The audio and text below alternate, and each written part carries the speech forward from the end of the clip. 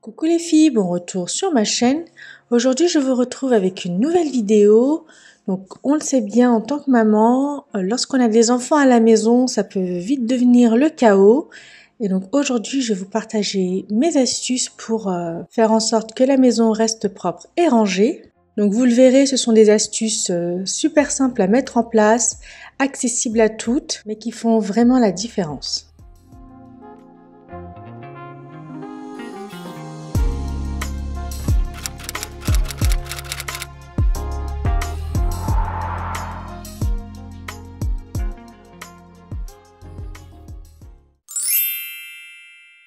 Donc la première astuce, c'est de mettre en place des règles, des routines lorsque les enfants rentrent à la maison, qu'ils rentrent de l'école, du parc, peu importe.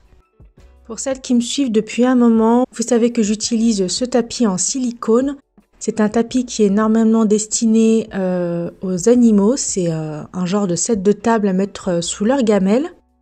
Il est vraiment très pratique, donc comme je l'ai dit, il est en silicone, il a un genre de rebord sur les côtés qui permettent d'éviter que ça fuit. S'il y a de la pluie ou de la boue sous les chaussures, ça ne s'éparpillera pas. Et il est aussi antidérapant. Donc comme vous pouvez le voir à l'image, le tapis il est très sale, donc c'était volontaire, je l'avais pas nettoyé pendant tout le week-end.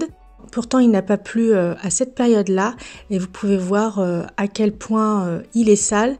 Sachant que nous ne sommes que 3. Donc c'est un tapis que j'utilise au niveau des deux entrées, l'entrée principale mais également au niveau du garage et je vois vraiment la différence au niveau du sol de l'entrée. Mon autre astuce, c'est de faire en sorte que les enfants aillent se changer tout de suite. Donc moi, c'est la première chose qu'elle fait après s'être lavé les mains, c'est d'aller se changer, elle monte avec elle son manteau. Elle va tout mettre en place. Juste avant de monter, en fait, j'inspecte l'état de ses vêtements pour voir ce qui est propre, ce qui n'est pas propre. Et donc du coup, je lui dis tout simplement ce qu'il faut qu'elle redescende à la buanderie. On n'a pas à aller chercher les vêtements sales dans les chambres. Chacun descend ses vêtements directement. Autre chose qu'elle fait, mais ça je pense que c'est propre à l'Australie vu qu'on n'a pas de système de cantine comme c'est le cas en France. Elle doit à chaque fois prendre sa lunchbox de son sac et le mettre dans la cuisine.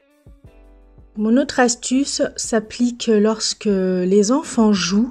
Je pense qu'on l'a toutes remarqué, lorsqu'ils jouent, ils en mettent partout, ils sortent tous les jouets, c'est un vrai carnage. Moi ce que je fais c'est que de temps en temps, je la stoppe et je lui demande de ranger. D'une part j'ai remarqué qu'elle le faisait très rapidement vu qu'elle est pressée d'aller retourner jouer. Et d'autre part, à la fin, elle a moins de choses à ranger, donc on va dire qu'elle est moins démotivée.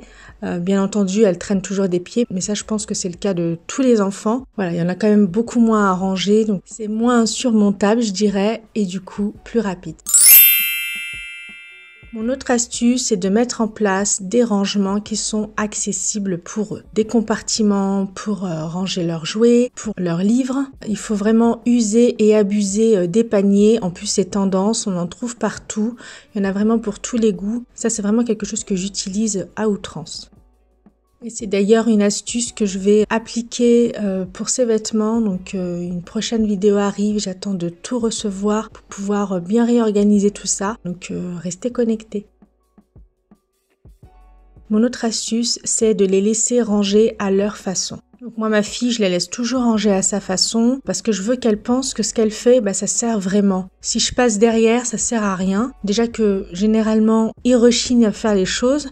Donc si en plus ils savent que derrière on va refaire, clairement ils vont encore plus traîner des pieds. Donc vraiment les laisser faire à leur façon, même si ça ne nous convient pas, même si c'est pas parfait, c'est pas grave, ça fait pour moi partie de leur éducation. Mais par contre le dimanche, ce que je fais, c'est que on fait un gros rangement de la salle de jeu, de son caddie créatif. On remet vraiment tout en place, on réorganise tout en profondeur.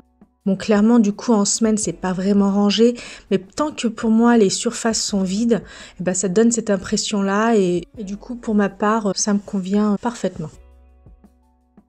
Mon autre astuce, c'est de leur acheter un petit aspirateur, vraiment pas cher du tout, Celui-ci, il a coûté une dizaine d'euros. Donc quand elle mange, elle doit à chaque fois nettoyer sa petite table. Sauf que bien entendu, elle en met partout. Mais bon, c'est pas grave, ça fait partie du jeu. Et généralement, quand ils sont petits, ils savent pas trop comment utiliser la petite balayette et la pelle. Donc voilà, l'achat d'un petit aspirateur comme ça, vraiment pas cher, qui leur est destiné, ça facilite la vie. Et puis au moins, ils nettoient vraiment et la table et le sol. Et puis en plus, le fait qu'ils doivent nettoyer derrière, je peux vous assurer que du coup, ils font très attention lorsqu'ils mangent pour éviter d'en mettre partout. Donc on est vraiment gagnante de tous les côtés. Et ma dernière astuce, c'est de montrer l'exemple. On ne peut pas imposer à son enfant de ranger ses jouets quand il a fini, de ranger sa chambre, son bureau, alors qu'en parallèle, toute cette rigueur, elle n'est pas appliquée de manière générale dans la maison. Montrer l'exemple, c'est avoir une maison désencombrée, une maison organisée, pour leur montrer qu'il faut une place pour chaque chose et chaque chose à sa place. Et du coup, ça va être naturel pour eux d'en faire de même pour leurs affaires et peut-être même en faire de même en étant adultes. Donc voilà toutes mes astuces pour garder une maison propre tout en ayant des enfants. Comme vous avez pu le voir, ce sont des astuces super simples à mettre en place. Ça a l'air vraiment de petits riens, mais je vous assure que mis bout à bout, ça fait vraiment la différence. Cette vidéo touche à sa fin, j'espère qu'elle vous aura plu, j'espère qu'elle vous aura été utile. N'hésitez pas à mettre en commentaire les astuces que vous mettez en place dans votre foyer. Sur ce, prenez soin de vous et je vous dis à mercredi pour une prochaine vidéo.